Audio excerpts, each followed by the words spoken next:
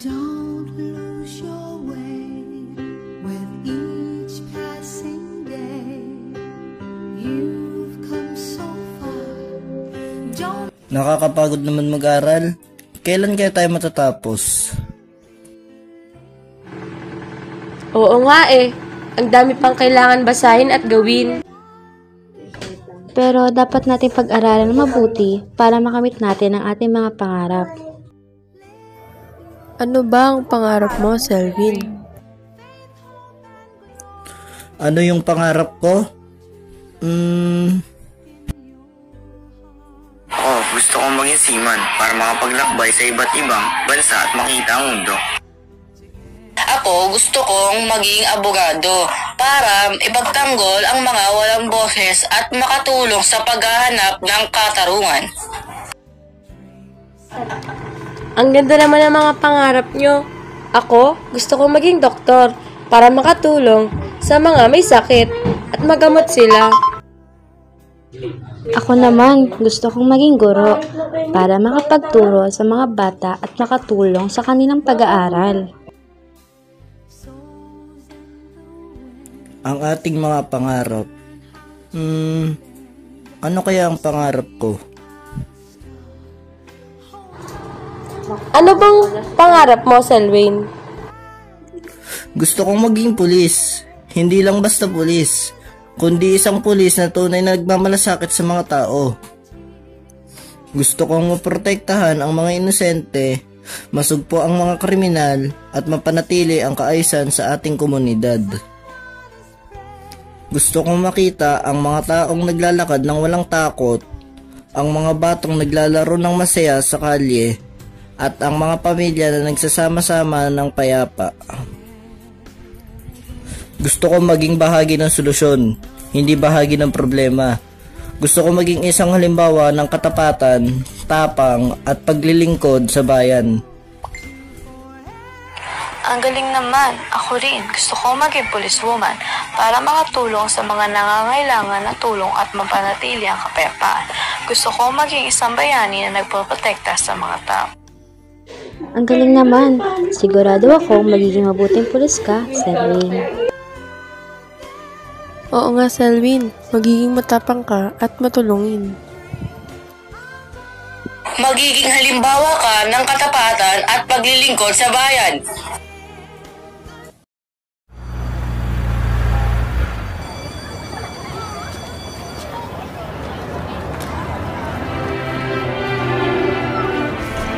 Narito na ako, isang tunay na pulis.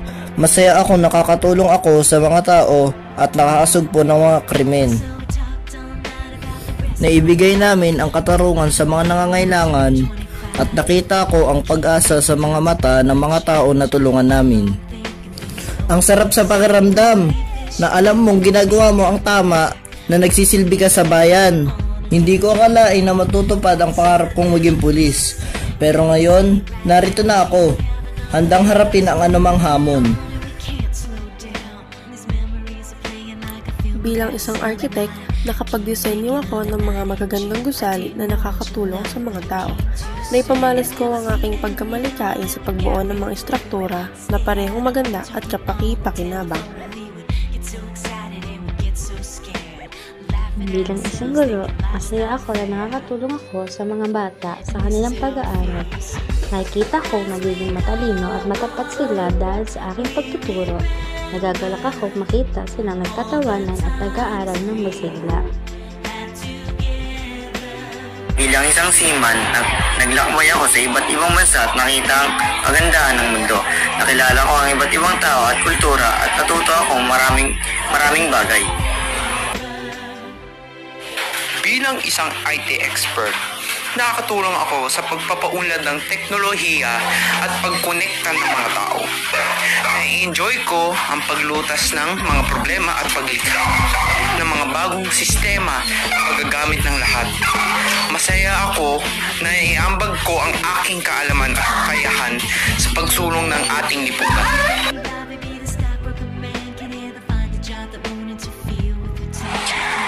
Bilang isang policewoman, nakatulong ako sa pagpapanatili ng kaayusan at kapayapaan. Napagtagumpayan ko ang takot at naging matapang sa pagtupad sa aking tungkulin. Masaya ako na nakakatulong ako sa mga taong nangangailangan ng tulong. Bilang isang doktor, masaya ako na nakakatulong ako sa may mga sakit at nagagamot sila. Dahil napagtagumpayan ako ang pag-aaral at naging isang mahusay na manggagamot. Masaya ako na nakakagamot ako ng mga taong may mga kapansanan at napapasaya sila. Natupad na ang lahat ng ating mga pangarap.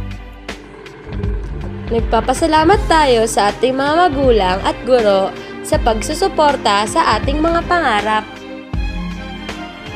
Lahat tayo ay nagsisikap at nagpupursige para makamit ang ating mga pangarap.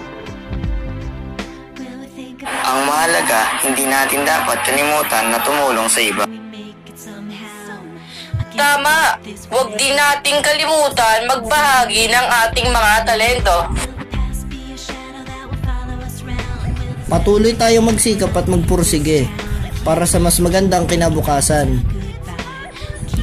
Alam kong mahirap ang daan, pero tandaan natin na hindi tayo nag-iisa. Gawin natin ito para sa ating mga sarili, sa ating pamilya at sa mga taong umaasa sa atin.